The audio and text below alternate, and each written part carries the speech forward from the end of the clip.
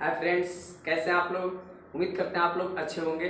तो पिछले वीडियो में हम लोग जो रेकरिंग की संख्याएं जो होती हैं, यानी कि जो आपका रिपीटिंग नॉन टर्मिनेटिंग रिपीटिंग जो डेसिमल्स होते हैं, उसको कैसे हम लोग उसको फ्रैक्शन में चेंज करेंगे, यानी पी बाई क्यू फॉर्म में चेंज करेंगे। मतलब कहने का मतलब है उसको बाई मेथड भी पढ़े, लॉन्ग मेथड से भी, एंड हम लोग उसको शॉर्ट मेथड से भी पढ़े, है ना, कि उसको मुँहे मुँहे कैसे बनाया जाए। आज हम लोग स्टार्ट करते हैं कि गुणनखंड है क्या, आखिर गुणनखंड किसे कहते हैं। गुणनखंड जैसे जिसको अंग्रेजी में हम लोग फैक्टर कहते हैं, क्या कहते हैं अंग्रेजी में, उसे फैक्टर कहते हैं। गुणनखंड किसे कहते हैं, तो आइए हम लोग गुणनखंड किसे कहते हैं, गुणनखंड का दूसरा नाम है क्या, गुणनखंड से रिलेटेड कुछ पॉइंट्स होते हैं, उन चीजों के बारे में हम लोग जानते हैं। तो सबसे पहला बात है, यहाँ पर जानते हैं गुणनखंड। क्या बाबू, गुणनखंड क्या होते हैं। गुणनखंड, तो जो गुणनखंड होता है इसको अंग्रेजी में हम लोग फैक्टर कहते हैं। क्या कहते हैं, फैक्टर। गुणनखंड को अंग्रेजी में हम लोग कहते हैं फैक्टर कहते हैं, ठीक है। तो जो गुणनखंड होता है, इस गुणनखंड को हम लोग किसे कहते हैं, तो वह संख्या, क्या, वह संख्या या संख्याएं, वह संख्या या संख्याएं जो दी गई संख्या को, क्या बाबू, जो दी गई संख्या को, वह संख्या जो दी गई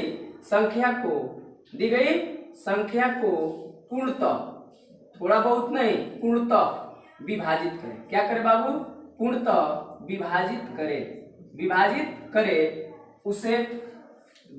करे उसे गुणनखंड, क्या बाबू, गुणनखंड कहा जाता है। क्या कहा जाता है, गुणनखंड कहा जाता है।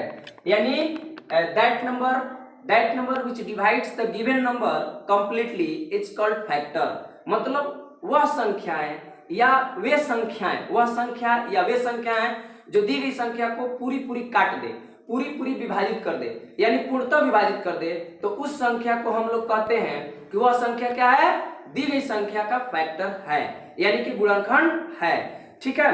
तो आइए जैसे हम लोग देख लेते हैं, कुछ एग्जांपल से देखते हैं, ज्यादा क्लियरिटी आएंगी, ठीक है। अगर मान लीजिए, अगर हम 6 लेते हैं तो 6 के क्या क्या गुणनखंड हो सकते हैं, तो हम लोग देखेंगे कि 6 के क्या क्या गुणनखंड हो सकते हैं। तो 6 के गुणनखंड क्या क्या हो सकते हैं, तो इसके लिए हम लोग 6 को ब्रेक करते हैं। तो 6 को देखेंगे क्या क्या से कटेगा। 1 से तो पूरी दुनिया की संख्या कटेगी, आपका क्या हो जाएगा, फिर 2 से कटेगा 6, और किससे कटेगा, आपका 3 से कट जाएगा, और किससे कटेगा, आपका तो 6 से कटेगा। तो ये जो 1 2 3 एंड 6 जो हो गया, ये जो हो गया पूरी जो संख्याएं हैं, यानी कि 1 2 3 एंड 6, इस 6 का क्या हो गया, फैक्टर्स। क्या हो गया, आपका फैक्टर हो गया, गुणनखंड हो गया।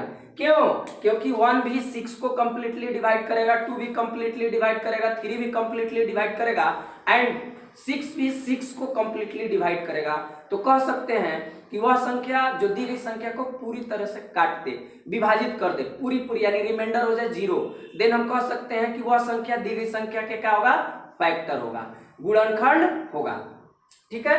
तो जो गुणनखंड हो गया, इसको बाबू हम लोग कहते हैं गुणनखंड, जो कहते हैं जैसे गुणनखंड का एक और नाम है, क्या, गुणनखंड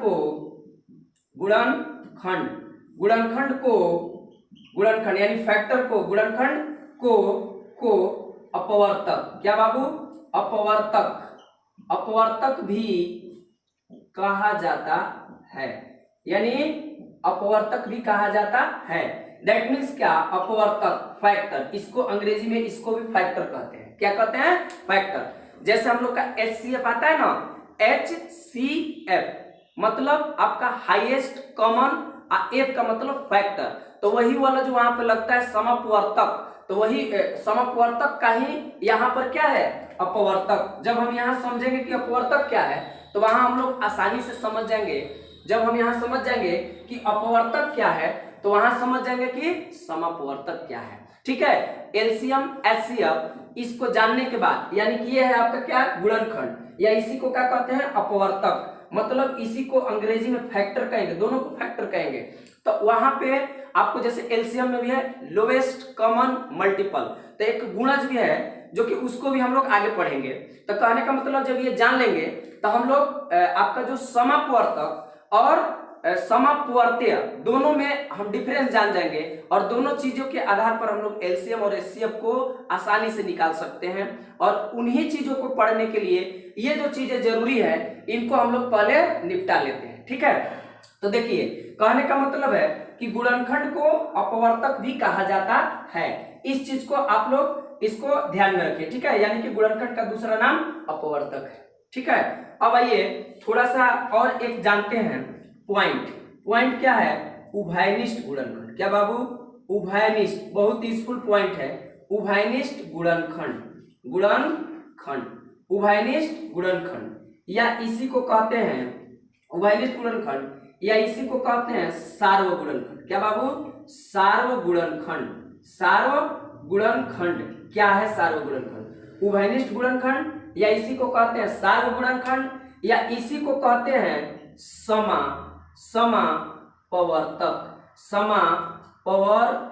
समापवर्तक कहते हैं। क्या कहते हैं बाबू, समापवर्तक। अंग्रेजी में कहते हैं कॉमन फैक्टर। क्या कहते हैं बाबू, कॉमन फैक्टर कहते हैं इसको, ठीक है। ये जो समापवर्तक है, ये दो वर्डों से मिलकर बना है, सम प्लस अपवर्तक। क्या, सम प्लस अपवर्तक, दो चीजों से मिलकर बना है। समापवर्तक कई शब्दों से मिलकर बना है, दो शब्दों से मिलकर बना है, यानी कि सम प्लस अपवर्तक। सम का मतलब होता है बराबर, सम का मतलब क्या होता है, बराबर, सम का मतलब होता है बराबर। और अपवर्तक का मतलब होता है जो काटे, क्या करे, काटने वाला, यानी कि गुणनखंड। इसको क्या कह सकते हैं, यानी गुणनखंड, काटने वाला को यानी गुणनखंड हो गया। क्या हो गया, गुणनखंड। यानी गुणनखंड वह संख्या है जो दी गई संख्या को पूरी काट दे, यानी काटना को क्या कहेगा बाबू, गुणनखंड।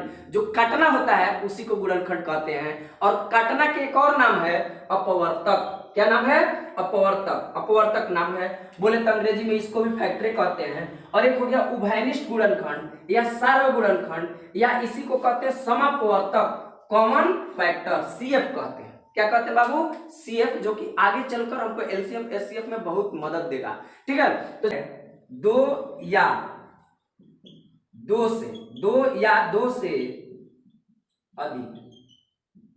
से अधिक संख्याओं, क्या बाबू, संख्याओं या बीजीय व्यंजक को, जब मान लीजिए अलजेब्रा वाला रहेगा, बीजीय व्यंजकों, दो या दो से अधिक संख्याओं या बीजीय व्यंजकों के उभयनिष्ठ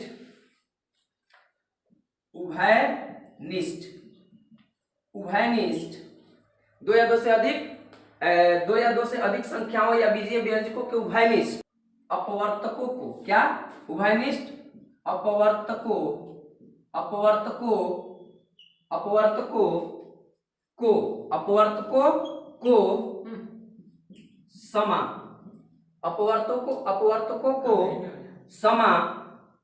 समापवर्तक। क्या बाबू, अपवर्तकों को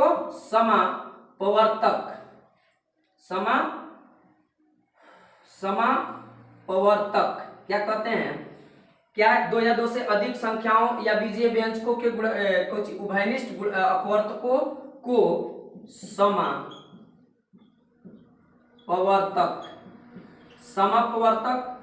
या सार्वगुणनखंड। क्या बाबू, समापवर्तक या सार्वगुणनखंड, समापवर्तक या सार्वगुणनखंड कहा जाता है। कहने का मतलब ये बहुत इंपॉर्टेंट टर्म है, ये उभयनिष्ठ गुणनखंड या सार्वगुणनखंड या इसी को कहते हैं समापवर्तक यानी सम प्लस अपवर्तक यानी उभयनिष्ठ गुणनखंड। उभयनिष्ठ गुणनखंड जितने भी टर्म दिए रहेंगे सभी टर्म होना चाहिए, सभी संख्याओं में होना चाहिए, तो वही कहा हो जाएगा सार्वगुणनखंड। या फिर कह सकते हैं कि जो भी बीजीय व्यंजक दिया रहेगा तो उस बीजीय व्यंजक में जो काटने वाला, कहने का मतलब जो कॉमन काटने वाला होगा उसी को क्या कहेंगे हम लोग, आपका जो कॉमन काटने वाला रहेगा उसी को हम लोग कह देंगे, जो कॉमन काटने वाला रहेगा उसी को हम लोग कह देंगे समापवर्तक या सार्वगुणनखंड या उभयनिष्ठ गुणनखंड। क्या कह देंगे हम लोग, उभयनिष्ठ गुणनखंड। जैसे आइए समझते हैं, यहाँ पर एक एग्जाम्पल से समझते हैं कि मान लीजिए 6 ले लेते हैं एंड 4 ले लेते हैं। तो ये दो संख्याएं हैं, इन दो संख्याओं का 4 का हम लोग ले लेते हैं फैक्टर, 6 का हम फैक्टर निकालते हैं। तो 1 2 3 एंड 6 आ जाएगा, 1 2 3 और 6 आ जाएगा। अगर हम 4 का निकालते हैं तो 4 का क्या हो जाएगा आपका अपवर्तक। ऐसे लिखते हैं कि हम लोग यहाँ लिख देते हैं लैंग्वेज में 6 का अपवर्तक। क्या? 6 का अपवर्तक, या इसी को कह देगा गुणनखंड। 6 का गुणनखंड कितना हो जाएगा बाबू? 6 का गुणनखंड तो ये हो जाएगा 1 2 3, क्या हो जाएगा 1 2 3 आपका एंड 6 ये हो जाएंगे। वही अगर बात करा जाए कि 4 का गुणनखंड या अपवर्तक कितना हो जाएगा, तो 1 2 एंड अपने आप 4 हो जाएगा। ठीक है, तो अब इसमें हमको ज्ञात करना है उभयनिष्ठ गुणनखंड, सार्व गुणनखंड, या उसी को कहते हैं समापवर्तक। निकाल सकते हैं ना? तो देखिए इसीलिए समापवर्तक, क्या बाबू? समापवर्तक या उभयनिष्ठ गुणनखंड। क्या? उभयनिष्ठ गुणनखंड, समापवर्तक या उभयनिष्ठ गुणनखंड क्या हो जाएगा आपका? तो ये हो जाएगा जो दोनों में कॉमन हो, यानी दोनों संख्याओं में क्या हो, कॉमन हो। तो कॉमन ये है और कुछ कॉमन नहीं है, तो आपका 2 ही का हो जाएगा इसका सार्व गुणनखंड या समापवर्तक। यानी दोनों का जो दोनों में कॉमन हो, 3 संख्या हो तीनों में कॉमन हो, 4 संख्या हो चारों में कॉमन हो, तो उसी को हम लोग कहते हैं सार्व गुणनखंड, उभयनिष्ठ गुणनखंड या समापवर्तक। तो आई थिंक कि आपको उभयनिष्ठ गुणनखंड और आपका जो क्या होगा सार्व गुणनखंड या समापवर्तक सब समझ में आया होगा। ठीक है, तो आगे आइए एक और गुणनखंड आता है अभाज्य गुणनखंड। ठीक है, उसको पढ़ते हैं। ठीक है, आइए देखते हैं उसको कि क्या होता है अभाज्य गुणनखंड। ओके,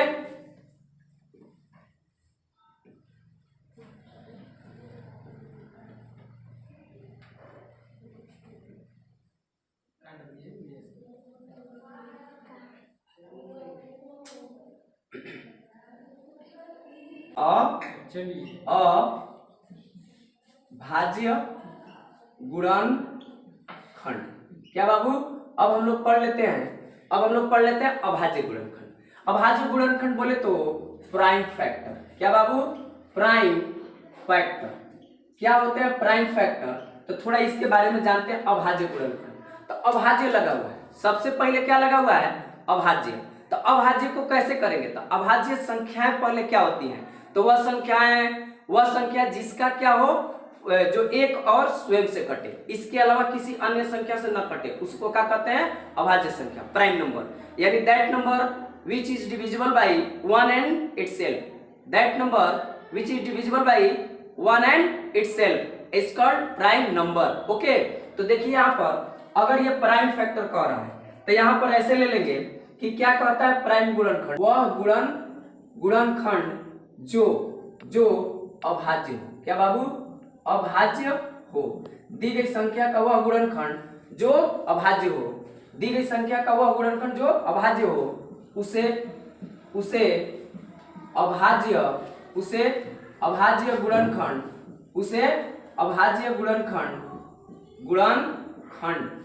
अभाज्य गुणनखंड कहा जाता है। क्या कहा जाता है? उसे अभाज्य गुणनखंड कहा जाता है।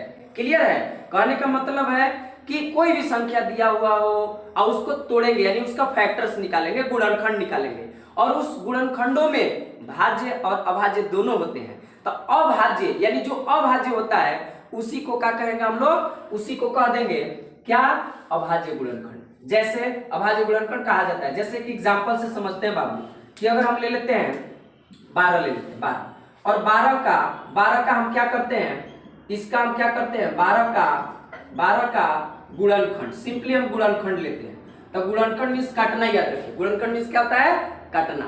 काटे वाला के क्या कहते हैं? गुणनखंड। ओके, तो गुणनखंड में हो गया 12 का गुणनखंड क्या हो जाएगा बोलिए? तो 12 का हो जाएगा 1 हो जाएगा, 2 हो जाएगा, 3 हो जाएगा, 4 हो जाएगा, 6 हो जाएगा और खुदे हो जाएगा अपना मने अपने आप भी काटेगा। तो कहने का मतलब है इसमें क्या अभाज्य गुणनखंड कौन कौन हुआ? तो एक न तो भाज्य नहीं अभाज्य है, जो कि हम लोग पिछला वीडियो में, जो कि आपको इसको वीडियो के अंत में आपको दिखाई देगा। ओके, ये आपका अभाज्य है, ये भी अभाज्य है, ये तो भाज्य हो गया, नहीं होगा। ये भी भाज्य होगा, नहीं होगा। ये भी भाज्य होगा, नहीं होगा। तो इसीलिए 12 का अभाज्य, क्या बाबू, अभाज्य गुणनखंड, क्या अभाज्य गुणनखंड 3, 2 and 3 होंगे। तो आई थिंक कि आपको अभाज्य गुणनखंड क्लियर हुआ होगा। अभाज्य गुणनखंड क्या कहते हैं? अभाज्य गुणनखंड वह संख्या है जो माने दी गई संख्याओं का एक गुणनखंड है जो कि क्या है, अभाज्य है। उसी को क्या कहते हैं? अभाज्य गुणनखंड कहते हैं। क्या कहते हैं? अभाज्य गुणनखंड। तो आई थिंक कि अभाज्य गुणनखंड, सार्वगुणनखंड और गुणनखंड के बारे में आपको अच्छे से समझ में आया होगा। आइए कुछ नोट पढ़ लेते हैं। नोट इससे रिलेटेड पढ़ लेते हैं, गुणनखंड से रिलेटेड कि क्या नोट है। ठीक है, कुछ नोट पढ़ लेते हैं। ठीक है, देखिए यहाँ पर जो कि आपको काम आएगा।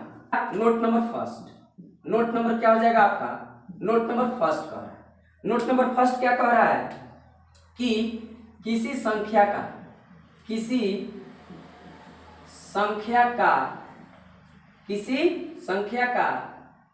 सबसे छोटा गुणनखंड या अपवर्तक फैक्टर, गुणनखंड या अपवर्तक, किसी संख्या का सबसे छोटा अपवर्तक 1 होता है। क्या बाबू? 1 होता है। क्या होता है? सबसे छोटा अपवर्तक क्या होता है? 1 होता है। 2 नंबर, क्योंकि 1 से ही शुरुआत करेगा कटना। 2 नंबर में हो जाएगा आपको नोट नंबर पॉइंट नंबर 2 में कि सबसे बड़ा गुणनखंड, क्या? सबसे बड़ा गुणनखंड स्वयं, क्या बाबू? स्वयं संख्या ही होता है। सबसे बड़ा गुणनखंड क्या हो जाएगा? स्वयं संख्या ही होता है। ठीक है, जैसे अगर बात करा जाए तो जैसे अगर मान लीजिए जब 4 ले लेते हैं, 4 को अगर फोड़ते हैं तो 1 हो जाएगा, 2 हो जाएगा और खुदे से तो सबसे न्यूनतम कौन हुआ? ये न्यूनतम हो गया। न्यूनतम सबसे छोटा, न्यूनतम क्या हो गया? न्यूनतम हो गया छोटा, सबसे लीस्ट हो गया। और ये क्या हो गया? सबसे बड़ा, क्या हो गया? सबसे बड़ा गुणनखंड हो गया, सबसे बड़ा अपवर्तक हो गया, सबसे बड़ा फैक्टर हो गया, है ना। तो ये आपका ज्ञात रहता है। ठीक है, आगे अगर थर्ड नंबर की बात किया जाए कि किसी संख्या का, क्या बाबू? किसी भी संख्या का गुणनखंड, क्या? किसी भी संख्या का गुणनखंड निश्चित रहता है। क्या रहता है? निश्चित रहता है, यानी फिक्स रहता है, उसको ज्ञात किया जा सकता है। जैसे 4 का गुणनखंडों की संख्या पूछा जाए तो 3 हो जाएगा। वैसे 6 के गुणनखंडों की संख्या पूछा जाता है, 1 से कटेगा, 2 से कटेगा, 3 से कटेगा, स्वयं से तो 4 हो जाएगा। 12 का पूछेगा तो 1 से कटेगा, 2 से कटेगा, 3 से कटेगा, 4 से कटेगा, है ना, 6 से कटेगा और अपने आप से कटेगा। तो 1 2 3 4 5 6 संख्याएं हैं जो कि इसका क्या हो गया? आपका गुणनखंड हो गया। तो गुणनखंडों की संख्या हो गई। तो गुणनखंडों की संख्या क्या होती है? निश्चित होती है। आइए नोट नंबर 4 पढ़ लेते हैं। नोट नंबर 4 कह रहा है कि किसी दी गई, क्या बाबू? किसी दी गई संख्या का गुणनखंड, क्या? किसी दी गई संख्या का गुणनखंड, किसी दी गई संख्या का गुणनखंड, क्या? किसी दी गई संख्या का गुणनखंड क्या हो सकता है? किसी दी गई संख्या का गुणनखंड 1 या उस संख्या के बराबर, क्या? किसी दी गई संख्या का गुणनखंड 1 या उस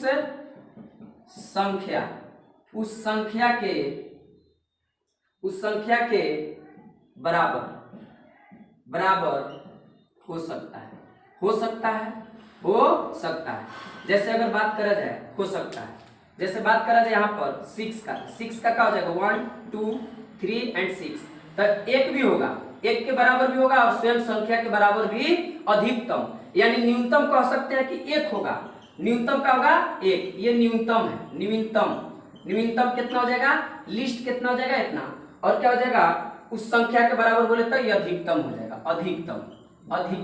अधिकतम फैक्टर, यानी सबसे बड़ा फैक्टर वो स्वयं संख्या हो गया, सबसे छोटा फैक्टर क्या होगा?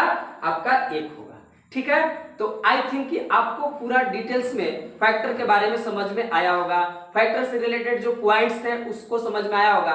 तो इसको आप पूरा देखिए वीडियो को और इसको क्या करिए, इसका नोट्स बनाइए, प्रैक्टिस करिए और आपका गुणनखंड समझ में आ जाएगा। और इसी की मदद से हम लोग जो आगे पढ़ने वाले हैं एलसीएम एचसीएफ वो भी आपको अच्छे से समझ में आएगा। ठीक है, तो आज के लिए इतना ही है ना, थैंक यू।